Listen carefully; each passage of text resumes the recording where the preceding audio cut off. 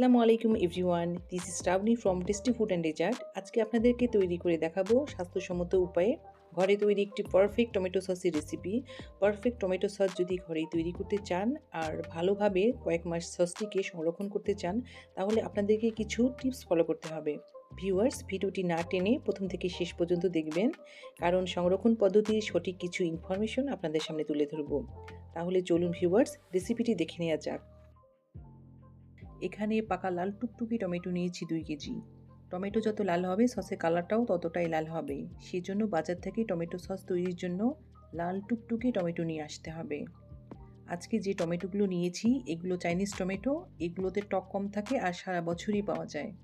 তাই বছরে যে কোনো সময়েই এই রেসিপিটি ফলো করে ঘরেই টমেটো সস তৈরি করে নিতে পারেন।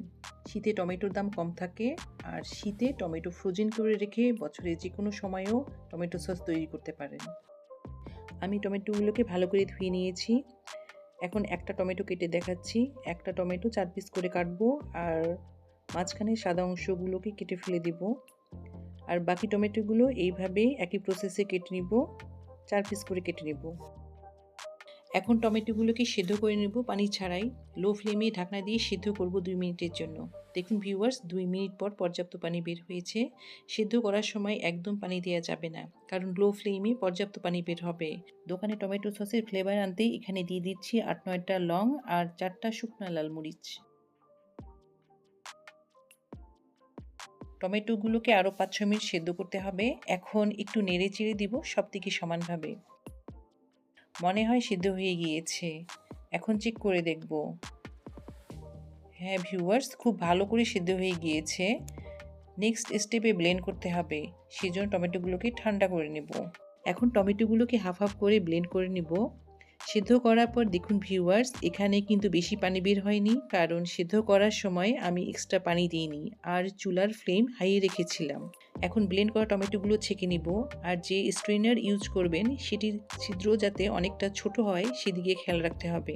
এখানে একটি ইম্পর্টেন্ট টিপস হচ্ছে, টমেটো সস কতটা সফট, স্মুথ আর সিল্কি হবে এটি ডিপেন্ড করে এটি ছেঁকে নেওয়ার উপর। অনেক সময় ঘরে তৈরি টমেটো সসের ক্ষেত্রে টমেটো সসটা বেশ খসখসে লাগে। এর আসল কারণটা হচ্ছে প্রপারলি ছেঁকে নেওয়া হয় না। সেজন্য আপনারা 2বার স্ট্রেনারে ছেঁকে নিতে পারেন, অথবা পাতলা সুতি কাপড়েও ছেঁকে নিতে পারেন। ছেঁকে নেওয়ার পরে এই অবশিষ্ট অংশ বের হয়েছে, এগুলো থাকলে টমেটো সসটা স্মুথ হতো না। আর যেটা বের হলো সেটা একদম মিহি টমেটো পিউরি। টমেটো পিউরি বেশি করে তৈরি করে কয়েকটা বক্সে করে ডিপ ফ্রিজে রেখে দিতে পারেন, আর এই টমেটো পিউরি দিয়েই পরবর্তীতে ঝটপট সস তৈরি করে ফেলতে পারবেন। এখন টমেটো পিউরিটাকে রান্না করার পালা।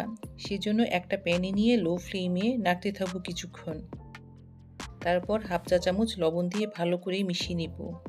আরও লবণ লাগলে পরে অ্যাড করব। এ পর্যায়ে চুলার ফ্লেমটা হাই করে দিয়েছি। সস ফুটে উঠলে 1 কাপ চিনি দিয়ে দিব। আমার কাছে 1 কাপ চিনির মিষ্টিটা পারফেক্ট মনে হয়েছে। সসটাকে ঘন করতে হবে, তাই কন্টিনিউয়াসলি নেড়ে যেতে হবে। আর একটু লবণ অ্যাড করতে হবে, সেজন্য 1/3 চা চামচ লবণ দিয়ে দিচ্ছি। টমেটো সসের কালারটা সুন্দর আসার জন্য আমি কাশ্মীরি মরিচের গুঁড়া ইউজ করেছি 2 চা চামচ। এই মরিচের গুঁড়ায় ঝাল কম, বাট খাবারে সুন্দর কালার আসে। ফুড কালার অ্যাড করার কোনো দরকার নেই, কারণ দেখতেই পাচ্ছেন ভিউয়ার্স, সসের কালারটা যথেষ্ট লাল হয়েছে। আপনারা রেগুলার মরিচের গুঁড়াও ইউজ করতে পারেন। সসটা কিছুটা ঘন হয়ে এসেছে। এখন হাফ কাপ ভিনেগারের সাথে ফুল 2 চা চামচ কর্নফ্লাওয়ার ভালো করে মিশিয়ে টমেটো সসে দিয়ে কন্টিনিউয়াসলি নেড়ে যেতে হবে। ঘরে তৈরি টমেটো সসের ক্ষেত্রে ভিনেগারই ইউজ করতে হবে। ভিনেগারের পরিবর্তে লেবুর রস দেওয়া যাবে না। ভিনেগার আর চিনি হলো অল্প মাত্রার প্রিজারভেটিভ, যা টমেটো সসকে সংরক্ষণ করতে সাহায্য করে। আর টমেটো সসটা ঘন করার জন্য কর্নফ্লাওয়ার ইউজ করা হয়েছে, যাতে কিছুদিন পর সসটার উপর কোনো পানি জমে না থাকে। কর্নফ্লাওয়ারের পরিবর্তে আটা বা ময়দা ইউজ না করাই ভালো, তাহলে খুব দ্রুত ফার্মেন্টেশন হবে। 15 মিনিট ধরে রান্না করার পর সসটা অনেকটা ঘন হয়ে গিয়েছে। কত দূর হলো এখন একটু চেক করে দেখতে হবে।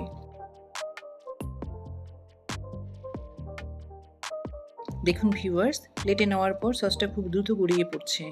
এটি এখনও পাতলা আছে, আর পাতলা অবস্থায় চুলা থেকে নামালে ফ্রিজে 1 মাসের বেশি সংরক্ষণ করতে পারবেন না। সসটাকে আরও ঘন করতে হবে, সেজন্য আরও 4-5 মিনিট নেড়ে যেতে হবে। এই সসটা তৈরি করার পর নর্মাল ফ্রিজে রেখে খেতে পারবেন 1.5 থেকে 2 মাসের মতো, যদি ঘন অবস্থায় চুলা থেকে নামান। আর যদি পাতলা অবস্থায় চুলা থেকে নামান তাহলে 1 থেকে 1.5 মাসের মধ্যেই সসটা খেয়ে শেষ করতে হবে, কারণ এখানে কম মাত্রার প্রিজারভেটিভ চিনি আর ভিনেগার ইউজ করা হয়েছে। আর দোকানের সসে হাই প্রিজারভেটিভ সোডিয়াম বেঞ্জয়েট দেয়া থাকে।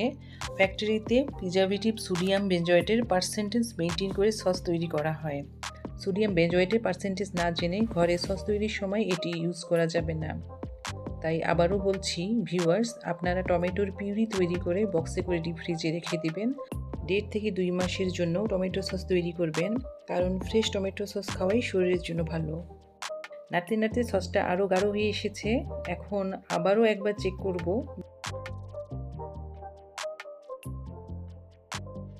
দেখুন ভিউয়ার্স, বেশি দূর গড়িয়ে পড়ছে না, ভারী হয়ে প্লেটের সাথে লেগে আছে। তারপর সসটাকে আঙ্গুল দিয়ে কেটে দেওয়ার পরও এক অংশ আরেক অংশের সাথেই মিলিয়ে যাচ্ছে না। এরকম টেক্সচার আসলে বুঝবেন সসটা রান্না শেষ। তারপর চুলা থেকে নামিয়ে ঠান্ডা করে নিতে হবে। 2 কেজি টমেটো দিয়ে 700 থেকে 800 গ্রামের মতো সস তৈরি হয়েছে। অবশ্যই টমেটো সসটা সংরক্ষণ করতে হবে ঠান্ডা হয়ে আসার পর। প্লাস্টিকের চেয়ে কাচের জারে রাখাটাই ভালো। সসটা কাচের জারে রাখার আগে খুব ভালো করে ধুয়ে ফুটন্ত গরম পানি দিয়ে ডুবিয়ে রাখতে হবে, যাতে জারটি জীবাণুমুক্ত হয়। অথবা কাচের জারটি ভালো করে ধুয়ে 1 থেকে 2 ঘন্টার জন্য রোদে রেখে দিবেন। আর খেয়াল রাখতে হবে যাতে রোদ জারের ভিতরে প্রবেশ করে। টমেটো সসটাকে কাচের জারে নেওয়ার পর অবশ্যই 3 থেকে 4 ঘন্টা পর ঢাকনা লাগাতে হবে। তা না হলে ভিতরে গ্যাসের সৃষ্টি হবে আর ঘেমে যাবে। তারপর কিছুদিন পরেই সসটা নষ্ট হয়ে যাবে। সসটা রান্না হয়ে যাওয়ার পর কোনোভাবেই পানির সংস্পর্শে আনা যাবে না। হাতের পানি অথবা চামচের পানি যাতে না পড়ে সসে, সেদিকে অবশ্যই খেয়াল রাখতে হবে। সো ডিয়ার ভিউয়ার্স, ভিডিওটি দেখে যদি আপনারা উপকৃত হন তাহলে একটি লাইক দিবেন। আর আমার রেসিপি ফলো করে যদি টমেটো সস তৈরি করেন তাহলে কমেন্টে অবশ্যই জানাবেন। আর চ্যানেলটি এখনও সাবস্ক্রাইব না করে থাকলে এখনই ঝটপট সাবস্ক্রাইব বাটনে টাচ করে দিন। তাহলে নতুন নতুন মজার মজার রেসিপি চলে যাবে আপনাদের কাছে। আপনারা সবাই ভালো থাকবেন, নিরাপদে থাকবেন। আল্লাহ হাফেজ।